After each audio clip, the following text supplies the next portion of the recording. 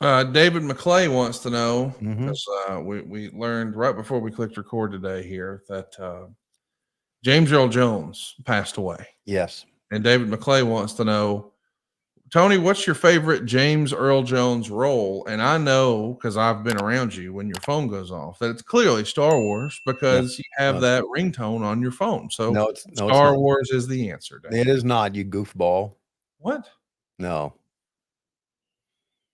It's Terrence Mann from Field of Dreams. Moonlight Graham. You saw it. What did I see, Ray? You saw it on the. I can't believe I'm doing this, Ray. It's my favorite one. So there. See, you're not as smart as you look, are you? Well, I mean, I hadn't heard any of those ringtones on your phone, so I just No, made that's them. because I don't know if they're in it. I would have to make my own ringtone. Well, you've made your own needle dick reference today. I think we can do that too. I didn't do that. Lauren did that. Johnny B. Bad is here saying, let's don't sit down, Charleston. Let's get down. And he is about to be challenging the United States champion. Are you ready for this, Tony? I'm Who did ready. this guy ever beat? Steve Austin? What? What a loaded roster. To recap so far on this show, we've had Cactus Jack and Kevin Sullivan, the Nasty Boys, the Big Boss Man, Phineas Godwin, Lord Steven Regal, AWA World Champion Larry Zabisco, Hulk Hogan, Jimmy Hart, Dustin Rhodes, Arn Anderson, Stone Cold Steve Austin, and Johnny B. Bad. And we're like halfway through the show. This is big time stuff, man.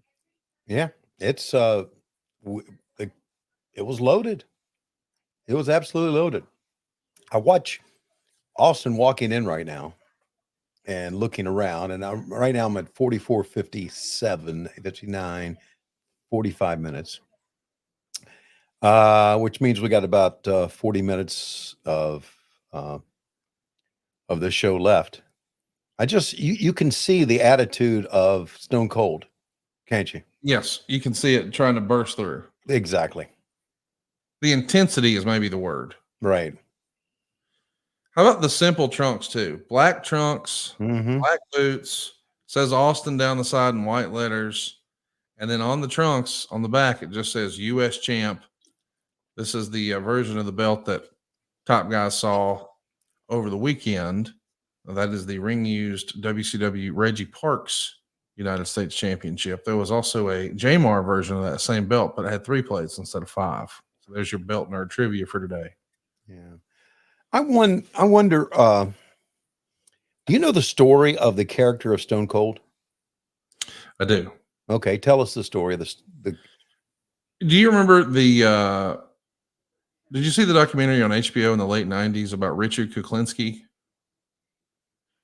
He was he loosely inspired the Tony Soprano character too, but he was a mafia hitman who was just he had Oh blue yeah, eyes, I believe. He was heavy right. set, but like he had, allegedly even got AIDS in a syringe and then shot a guy in a club so he could give him AIDS by syringe to kill him. Like he's just a crazy dude. Okay. Well, supposedly that demeanor of him just killing people and having no sort of feelings about it whatsoever, that was part of the inspiration for his character, just the stone cold stare, if you will. But at the time, he's married to Lady Blossom, who, as you might recall, is the real life Jeannie Clark, who's British. Mm-hmm.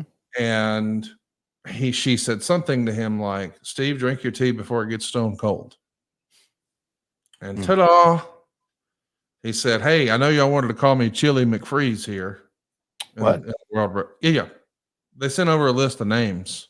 Chili McFreeze? He started out as the ringmaster, Steve Austin, and he decided, hey, I want to go with this cold serial killer type presentation, just a badass who does not have any remorse and just marches forward and handles his business and blah blah blah.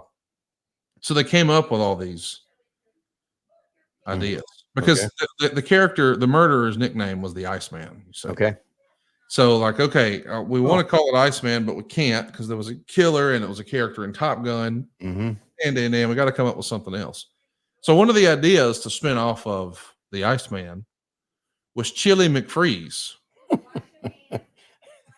which is not like a slushy product at That's what McDonald's. that's what it sounds like. Yeah. It does. A chili McFreeze sounds like a Route 66, the Yeah.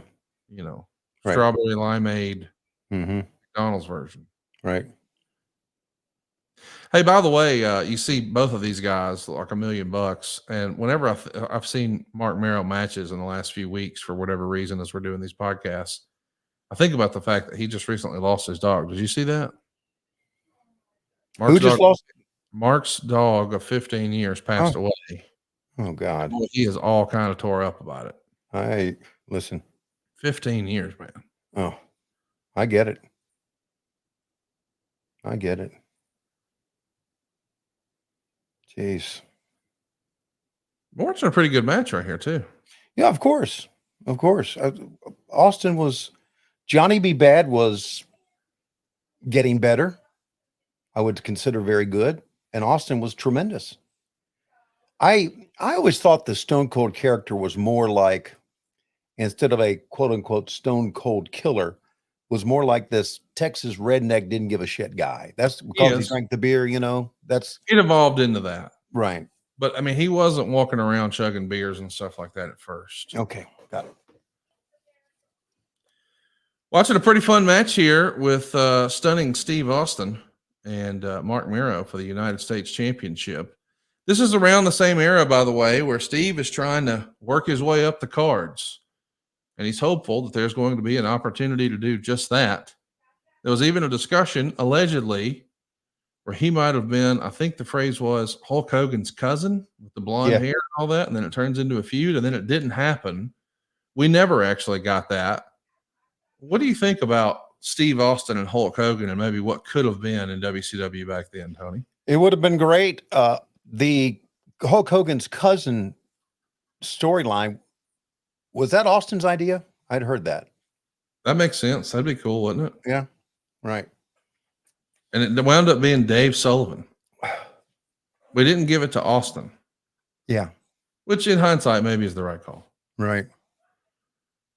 Maybe so, but I can't watch one of these matches without thinking the entire time, boy, did we shit the bed on him. No doubt, dude. And by the way, as best I can tell, they only got in the ring together one time. It was March 11th, 2002. It was a Monday Night Raw from the Joe Louis Arena in Detroit, Michigan. It was a 3-on-2 handicap match with the NWO's Hulk Hogan, Kevin Nash, and Scott Hall taking on Stone Cold and The Rock. Whoa. What a loaded match that is, dude. Wow. Can you imagine if that would have been the pay-per-view main event? Like, who's the third man for the WWF? It's Hogan, Hall, and Nash on one side. That would have been crazy, dude. Mm-hmm.